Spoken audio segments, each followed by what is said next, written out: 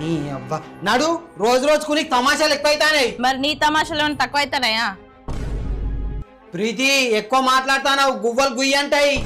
అగో అగో ఏంది కమలా నా ఎందుకు లొల్లి పెట్టుకుంటారు? అరే రోజు రోజు కథలు పడతాందిరా, నాకు ఇది కావాలి అది కావాలి, ఇది ఇప్పి అది ఇప్పి, ఏమనుకుంటాందిరా ఇది? అడుగుతా, బరబ్బర్ అడుగుతా. నాకు అడిగే హక్కు లేదా? ఉన్నది, నీకు హక్కు ఉన్నది.